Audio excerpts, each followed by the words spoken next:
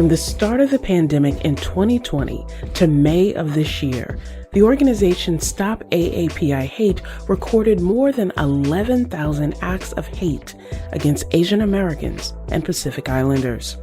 That number only represents those who chose to report. And since the U.S. has loosened its pandemic restrictions, politicians still single out China in both rhetoric and policy. That discrimination, however, is not a recent development. Back in 1882, the U.S. passed the Chinese Exclusion Act.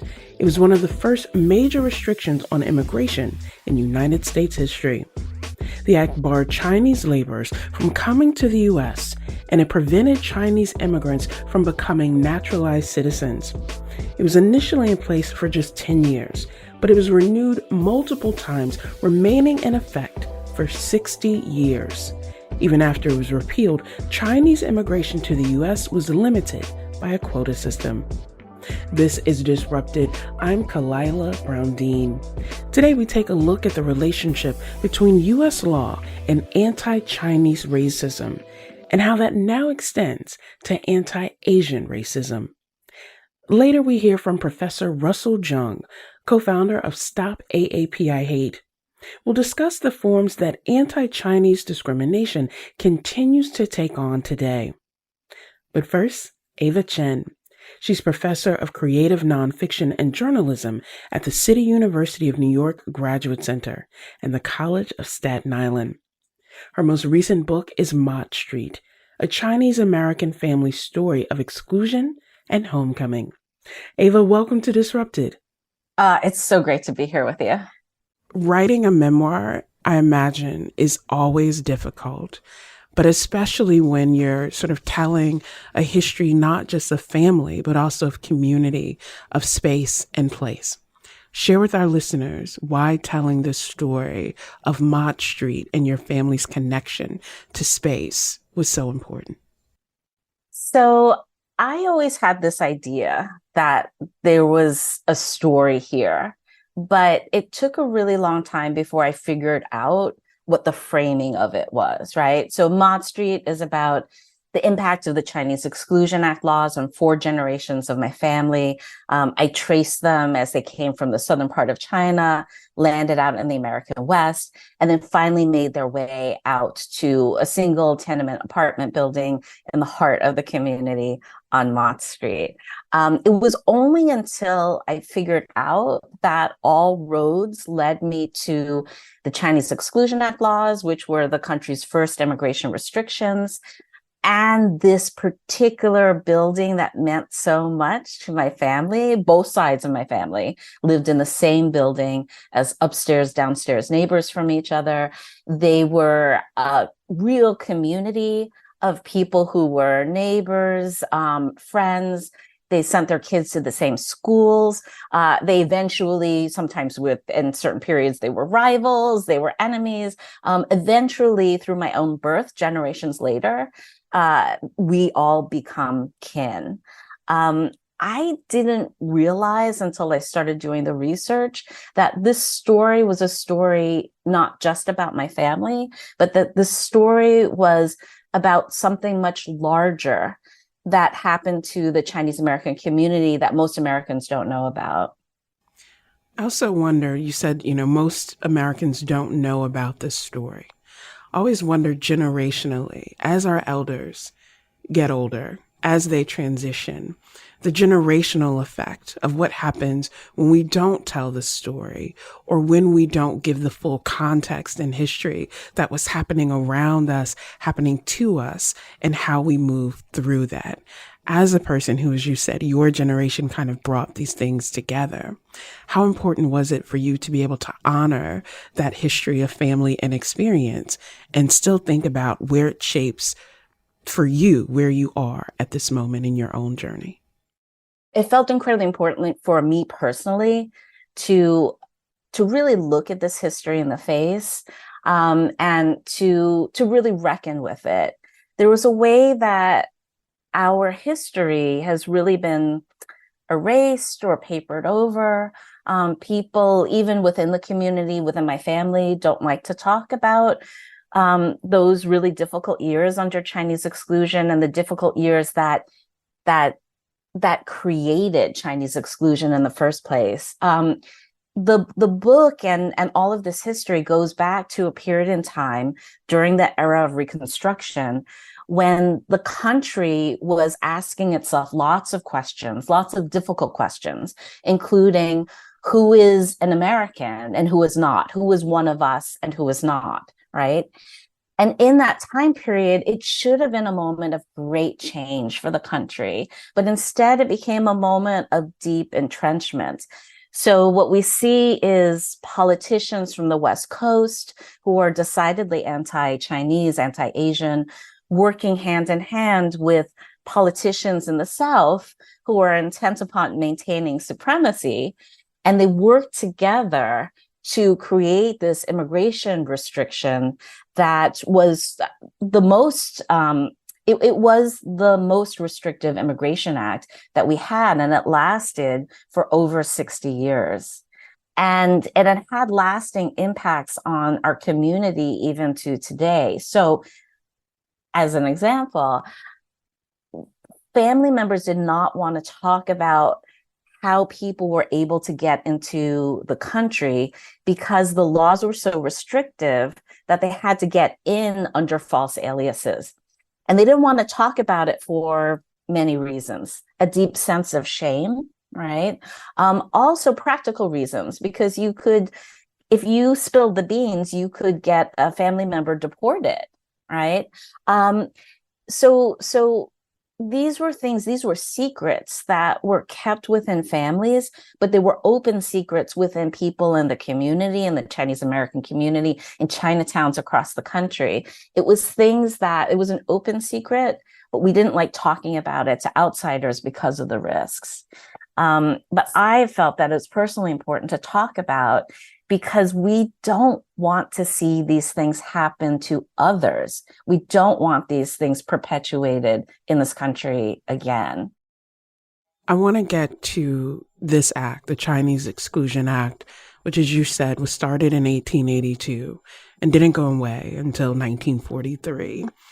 The remnants of that persist, the legacies of that exclusion, of having an act that named a particular country of origin as barring its people from being able to come into the United States and really barring them from citizenship in a powerful way that I don't think we talk enough about.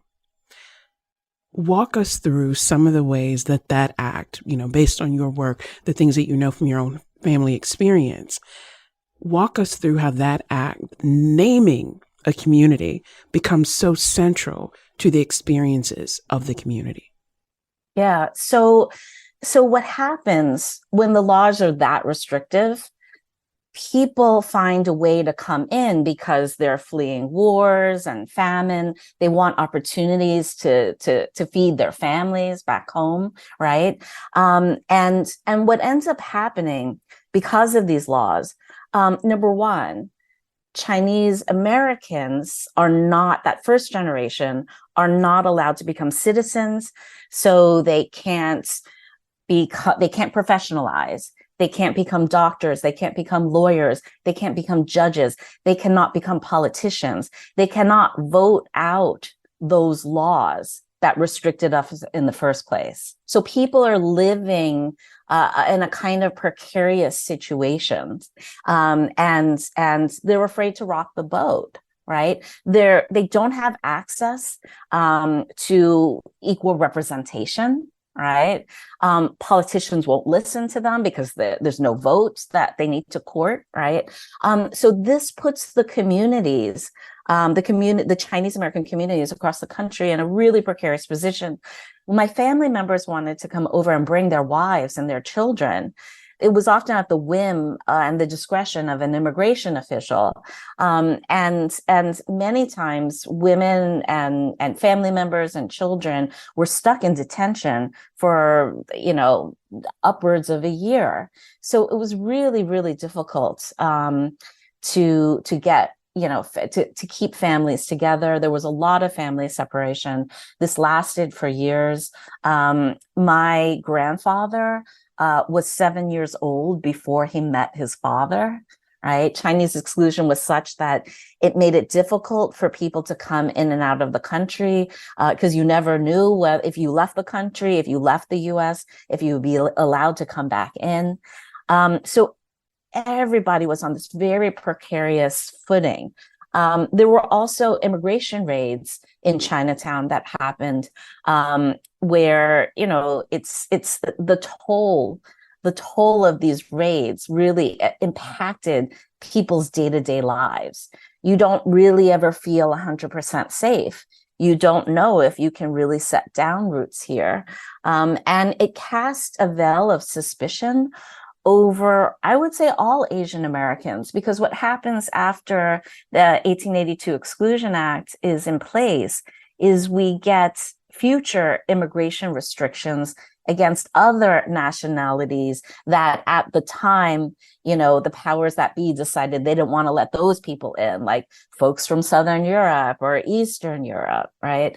So it sets the tone for future immigration restrictions going forward against other people. And by 1917 and 1924, all Asians are excluded from coming over into the country, with the small exception of the Philippines. I often talk to my students about the Supreme Court case of U.S. versus Wong Kim Ark and what it meant that a child born on American soil had to have their citizenship questioned at the level of the Supreme Court to determine whether, in fact, citizenship could be passed on. We hear that today in current political debates of members of Congress saying we need to do away with birthright citizenship, not examining that history. Given what you said, is that many of this were open secrets, that it was something that members of your family and your community didn't want to talk about because of that legacy of fear and uncertainty. How then do you tell those stories? Because they aren't stories of others. They are experiences that can be painful. How do you tell the story that brings together the history that is often untold with this is deeply personal, and what if I bring up things that people aren't willing or ready to address? Yeah, it is such a good question. You really hit the nail on the head, because working on this book, one of the greatest challenges was, how do I put this all together? This massive history told as a family saga, but told through the specific lens of different family members who witnessed and experienced and lived through all of these different iterations of exclusion. How do you bring that all together and then have myself, right, as your narrator, interjecting and learning and feeling all of these feelings? There were so many moments where I felt socked in the stomach, where I was in an archive and I was reading, materials that reflected a lot of the discrimination and prejudice of the day. And knowing that my family members were living in that era, in those towns, were subject to raids and pogroms, pushing out of Chinese people in their communities as they were living for many years. And then the decisions about where do they go, right? So all of these things were really important to me, as well as like bringing it up to today, right? What does this mean for us as Americans today, right? How do we reckon, with this history that is so intertwined with the histories of other people of color in this country, right?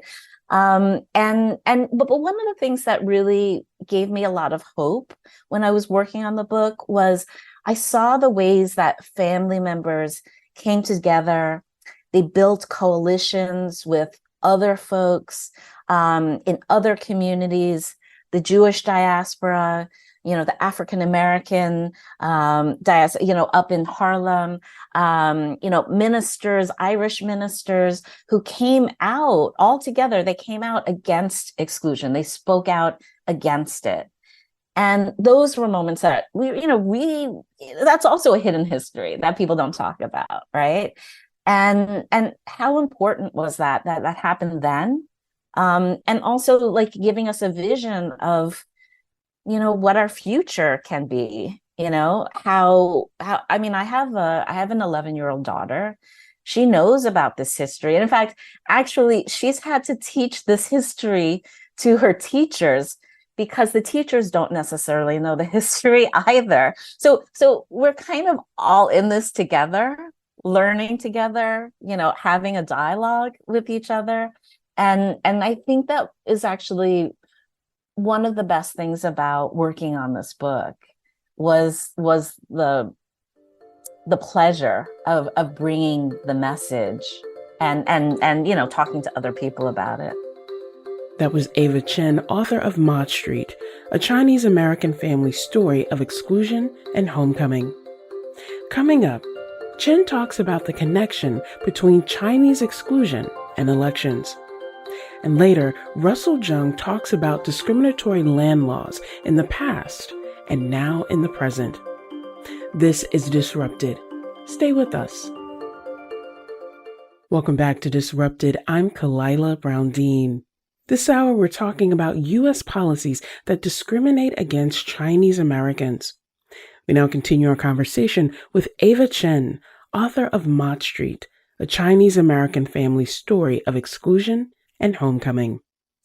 Ask Ava what writing the book taught her about herself. The first thing was it brought me closer to my family, both sides of my family, including the side of the family that I was estranged from since childhood, right?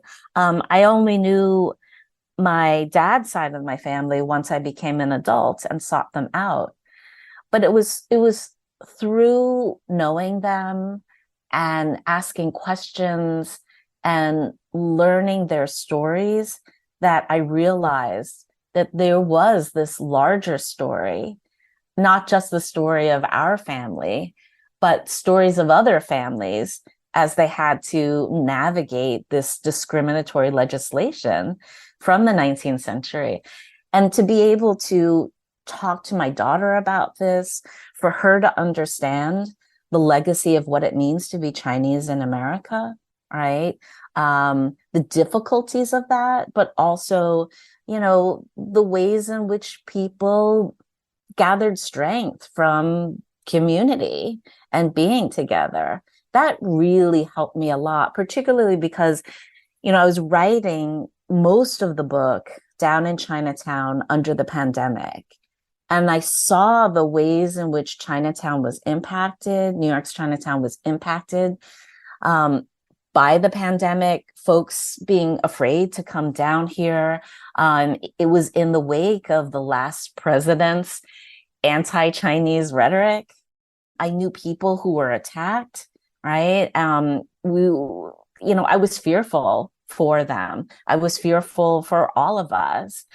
But the fact that my family in the 19th century were able to overcome these great obstacles, many of them similar to what we were seeing today, really gave me a lot of hope that, we can persevere, right? But what's necessary is that we talk about these things and we don't brush them under the rug, because it's too easy to. Because what happens, one of the things I noticed when doing the research for the book, is that these iterations of exclusion, the wanting to tighten the Exclusion Act, wanting to perpetuate it, it was only supposed to last 10 years, but they kept renewing it every 10 years until they made it permanent. These iterations of exclusion came up during election years, both the presidential election years as well as the midterms. So there's a way in which it's really easy for our politicians to, bang the drum of exclusion, not just against Chinese people, but against others, because it's easy for them. There's like a knee-jerk reaction that certain constituents have when they hear these things, right? but we need to do the right thing. So part of that is education and is learning and talking about our history. We are heading into another presidential election year, right? And I think about how ugly things were in 2020, not just because of the election, but in general, and how many Asian American communities weren't just overlooked, but really actively silenced as people were Mm-hmm. talking about threats and challenges. As we head into that election cycle, thinking about the history of resistance, the history of community for Chinese communities, Chinese American communities, what do we take into this next season so that we say, look, we recognize what happened before. We cannot be complicit in allowing it to happen again. I have great trepidation, and we're already entering it. It's happening, right? And as we get closer and closer to it, we have to look at the rhetoric and the language that our politicians are using and think about why they're using such rhetoric. And I think that what's really important too is that I think it's easy for, Chinese Americans, Asian Americans, anybody within a particular community to just think about their community, right? But it's really important to think about what are the ways in which we are interconnected, right? How did in this country, it's like really anywhere, but particularly in America, I feel like what happens to you impacts me, and what happens to me impacts you too, right? And I think it's just too easy for politicians to kind of use these wedges, easy knee-jerk wedges, to keep communities apart. I think the more dialogue we have with each other, the more we're able to understand our moments of commonality in this country. Obviously, we recognize the differences, but also we look at the ways in which we're interconnected. I think that's key. Thinking about the interconnected nature, right? Our fates are inextricably linked. Curious, have you been surprised by the reaction to your book? The overwhelming reaction to it of touching people in many different spaces, many different communities who resonate with different pieces of your book. How have you reacted to the reaction? Well, that really is one of the best parts. Um, Folks who knew my family come up to me sometimes after an event, and they say, "Oh, thank you for making me feel seen, right? For showing our stories, showing them to light." One of the things my grandfather, I had a grandfather who wanted to tell these stories. I very much felt like I was picking up his mantle and trying to complete his work because he ran out of time, right? He actually passed away long before I was connected to my Chin side of the family. And one of the things he really wanted was for people, when they read the book, to say, "Oh, that happened to their family. That happened to our family too." Right. So part of the work of the book really was to try to elevate our Asian American stories and put them in their proper space in the larger American context, right? But then what was so great was that I also got folks, from various walks of life, right? Who, families immigrated over from the Dominican Republic or, wherever, or who had roots in the American South, who said, "I read your book and I was in tears." So I think part of it really was I was trying to tell the larger story of these immigration restrictions, of this, discriminatory legislation that happened way back when, and show how it impacted people on the ground through the very personal lens of my family members. As you were talking about people reacting and saying, "Oh, I was in tears reading this book," I was one of those people.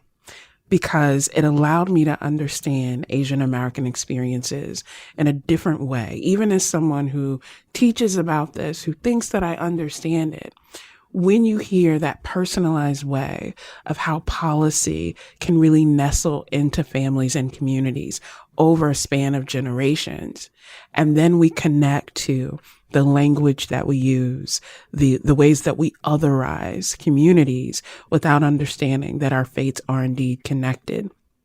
Given that, as we come to a close of our time, what is it that you want people to take away from your memoir, but also the broader experience that you uncover?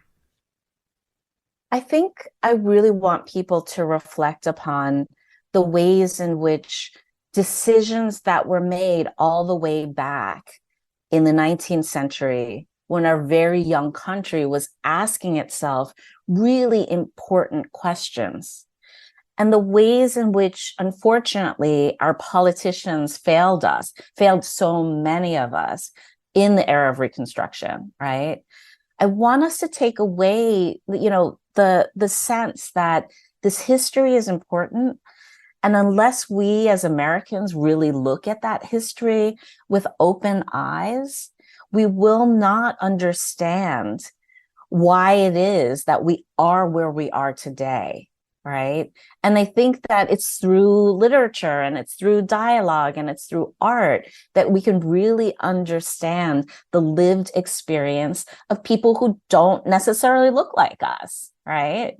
That's really, I think, the great aim of this book, is to also show, my family, we've been here since the building of the railroad. We've been here since it feels like practically forever. And so it's important that I think we all recognize the contributions that Chinese Americans made to this country way back when, and how it united the country physically after the Civil War, and what that means for us today. That was Ava Chen, professor of creative nonfiction and journalism at the City University of New York Graduate Center and College of Staten Island. Her most recent book is Mott Street, a Chinese American family story of exclusion and homecoming. Coming up, Russell Jung talks about the history of organizing and civil disobedience in Asian American communities. This is Disrupted. We'll be right back. Welcome back to Disrupted. I'm Kalila Brown-Dean. This hour, we're looking at anti-Chinese racism in the U.S. As we heard from Ava Chen, there's a long history of discriminatory laws that target Chinese Americans, and some of those laws are still passed today. In Florida, legislators passed a law that restricts property ownership for people from certain countries who are not U.S. citizens. The law singles out China in particular, and it bans people who live in China but aren't U.S. citizens or permanent residents from purchasing property. Here to talk more about recent anti-Asian discrimination is Russell Jung. He's professor of Asian American Studies at San Francisco State University and co-founder of Stop AAPI Hate. In 2021, he was named one of Time magazine's 100 most influential people in the world, and he shared that honor with his fellow co-founders of Stop AAPI Hate. Russell, welcome to Disrupted. I'm glad to be here, Claudia.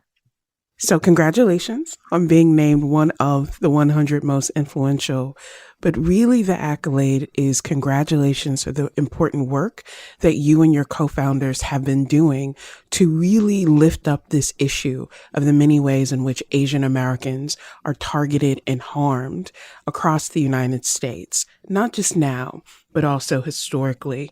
Share with our listeners the founding of that organization and why you thought it was necessary and important to create it.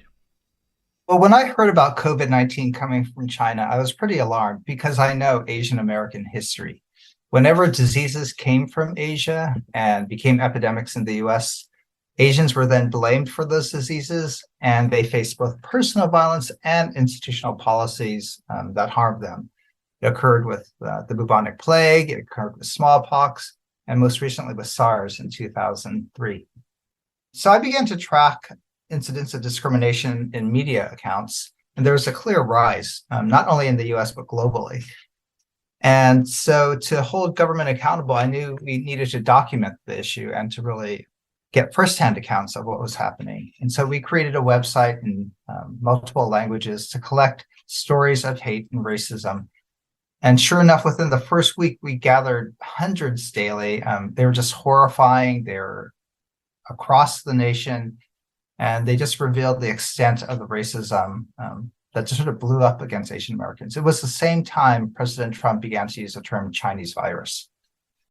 It means something when the President of the United States sanctions, encourages, and really justifies that kind of harm. And the many ways that I remember, Asian Americans were somewhat silenced because media wasn't talking about it in the comprehensive way that you and others were able to collect these experiences and show that this is not a one-off episodic occurrence. This is happening across the United States in damaging ways.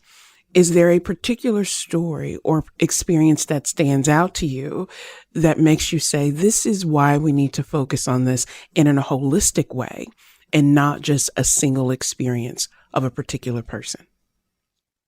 We knew it wasn't just a case of a few individual prejudiced people, that the racism was widespread, that it was institutionalized, that it came from the top, like you said.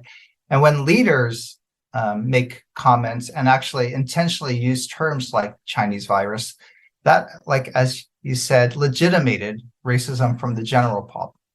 The term Chinese virus really did two things. It racialized the virus. It took a biological virus and made it Chinese, and then it stigmatized the people. So that association that the virus is Chinese, that Chinese people have the virus, really became part of people's implicit bias. It became their schema for COVID-19. And so when people came across Asians, they were triggered. They were already fearful of COVID, but then that association led to a fight or flight response. They were attacking us or they were actively shunning us. So it wasn't just a case of a few individuals. It was a clear sort of purposeful targeting of a community to outgroup them, to blame them and scapegoat them, maybe to mask the government's inability to handle the pandemic. And that scapegoating then just led to widespread violence. One of the cases, well, we've had thousands of cases, clearly the killings of our elderly, the Atlanta shootings, but I just remember people taking the time to stalk an elderly couple pushing a baby cart. And who attacks babies and elders, right? I remember we saw so many cases of people spitting on Asians. My own wife got coughed on, that we actually made it a special checkoff category so that people could easily report someone spat on me and told me to go back to effing China. So it clearly was fear-driven. It was clearly part already of America's racial subconscious that was just resurrected easily by politicians. It clearly was exacerbated by the president's comments. What I'm also struck by, Russell, is this organization, this effort is called Stop AAPI Hate. Because one of the things that we know historically as well is this tendency in the United States to lump groups together, to not recognize the intra-group differences and how the broad-based targeting and violence toward a group as a whole then masks those differences, but also invokes this fear that you're hearing from the highest office that this is a virus that was produced in China, or that is something that is endemic in this way to a particular community. And it doesn't recognize how people are misidentified, are targeted in ways that are really detrimental to the sense of safety for all Asian Americans. Why is it important for us to think about that in that sort of umbrella pan-ethnic way to say, regardless of country of origin, regardless of family experience, this targeting, this institutionalized targeting that we've seen historically really undermines the sense of security and in some sense, citizenship for Asian Americans? Yeah, you're right. This targeting not just of Chinese, but Asians overall is, again, part of the historical pattern where the West really can't distinguish between countries in the East, where the West conflates individuals from a nation with the government of that nation, so that every Chinese citizen is seen to be an agent of the Communist Party. It was a clear case of racial profiling, and it has been. Even though people blame COVID-19, over half of the respondents to Stop AAPI Hate are non-Chinese. So they're mostly East Asians who look similar to Chinese, Koreans, Vietnamese. But a Latino was attacked in LA and told to go back to China. An indigenous person in Vancouver was attacked and told to go back to China. So it's, if you simply look Asian, then you could be attacked. And that's why I call this period one of collective racial trauma. It's collective because 1 out of 5 of us have experienced this type of racism. That's 5 million cases of hate. It's racial because, again, it's simply by the way we look that people are attacking us. And these cases, even if it's just harassment and not a hate crime, cases of harassment, cases getting spat upon, cases of getting your place vandalized, they're all traumatizing. And so a high percentage of the Asian American community show signs of trauma, long-term symptoms of anger, of anxiety, of hypervigilance. And so there's been over 50 peer-reviewed journal reports now, research that demonstrates the impact of racism on the Asian American community and our mental health. I'm thinking here, Russell, about the case of Vincent Chin. I teach a class on ethnic politics, and I talked to my students about this case of Vincent Chin, young man in Detroit who was beaten to death because 2 auto workers blamed him and quote unquote people like him for layoffs in the auto industry. And the ways in which that helped us to see that this is really a deep-seated sense of anger and hate that can manifest across communities and put everyone at risk. There are other institutional policy-based ways in which Asian Americans become targeted or harmed by this. And so I want to direct our listeners, you wrote an opinion piece for USA Today earlier this year, and this is one of the pieces that really stood out. The real threat to America is not international competition, but our own racism and history of scapegoating. You're talking in that piece about restrictive property ownership policies that are really part of that endemic historical piece of how we control. How does that shape where we are today and the need to see the ways in which Asian Americans, Chinese Americans are being targeted and really scapegoated for this other so-called fear that people have? In the past, based on the Constitution and immigration acts, Asians were designated aliens ineligible for citizenship.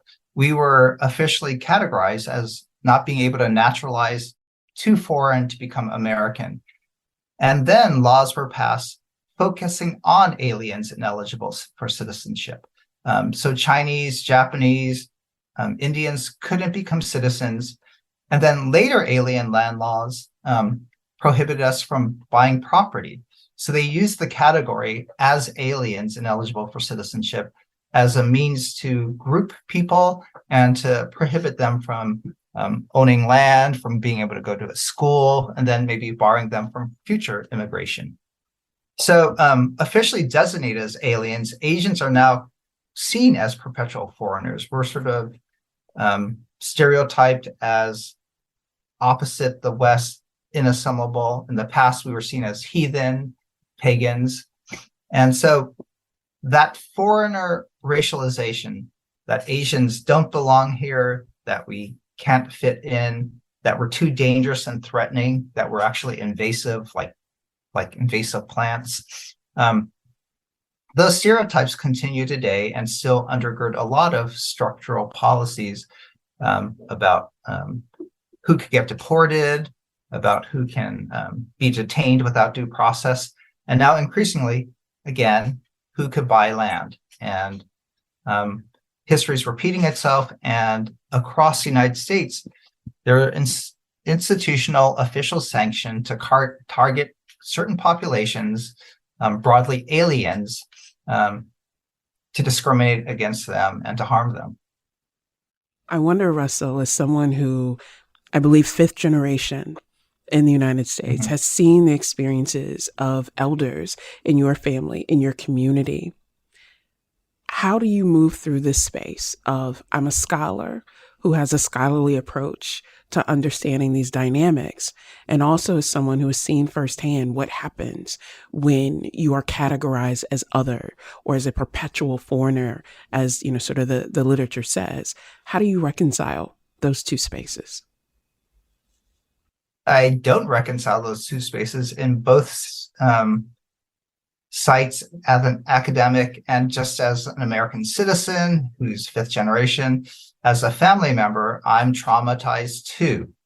Those of us who don't experience racism directly, we experience it vicariously. If I see an elderly attacked in the news, I can't help but think about my elderly mother. If I see a kid racially bullied, spat upon, I can't help but think about my kid. And so as a scholar, I know the long history of racism against Asian Americans. I know that each ethnic group has seen as alien and faced exclusion. But as an individual, I've had family members, again, shunned or coughed upon. I have friends who've been attacked and are now fearful of standing on subway platforms or walking in certain neighborhoods. So currently, 1 out of 2 Asian Americans feel unsafe because of their race, right? That shouldn't be the norm, that half of our community is unsafe in the nation that they're born in, at the nation where they pay taxes, the nation where they work and serve. And so this racism has clear impacts and influences us on an individual level, and then on a community level. This sense of disenfranchisement, this sense of exclusion. Asian Americans, surveys show, are the racial group who feel the least belonging and acceptance in the U.S. And it's because of this racism.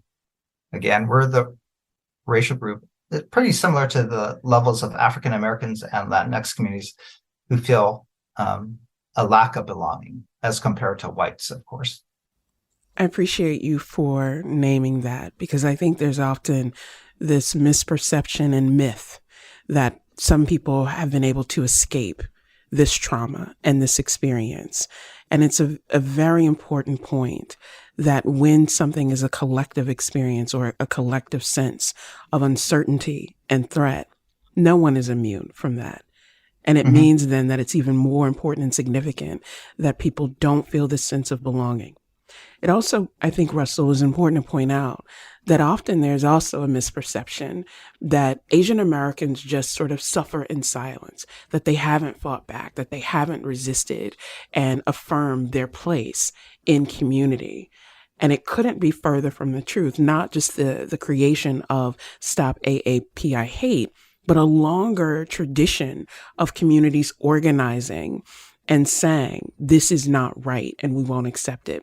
Share with us a little bit about that tradition as well, of communities organizing in resistance and really an affirmation of their standing as well.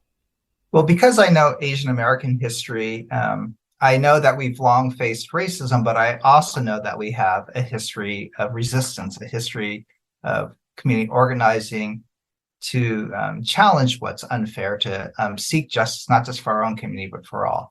So during the Chinese Exclusion Act in 1882, Chinese filed tens of thousands of lawsuits against the legality of making them hold alien registration cards. When over 100,000 Chinese didn't carry the alien card like they were supposed to, they engaged in mass civil disobedience. When Japanese, again, faced incarceration during World War II, there were lawsuits. They fought for reparations and won. And when South Asians, Muslims, Arab Americans faced detention and deportation after 9/11, they too organized. And now you see a lot of South Asians being elected. So we've long had a history of resistance. And you spoke about Vincent Chin and his killing in the 1980s and how a Pan-Asian movement started from that. So we learned from the experience of those who fought for justice for Vincent Chin. We've gained from the expertise of those who fought against Islamophobia after 9/11. And so those are the leaders of the movement today, drawing from their organizing experience, drawing from their knowledge of how we have to fight institutionalized racism.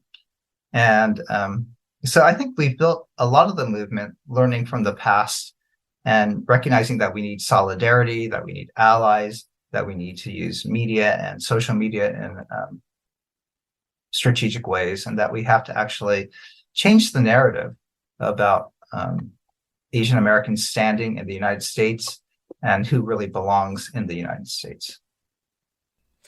What is one thing that you would say to our listeners, or people who are hearing this conversation and thinking, what can I do in this space? How can people stand up to affirm, yes, this history exists, and if we don't pay attention to it, it will continue?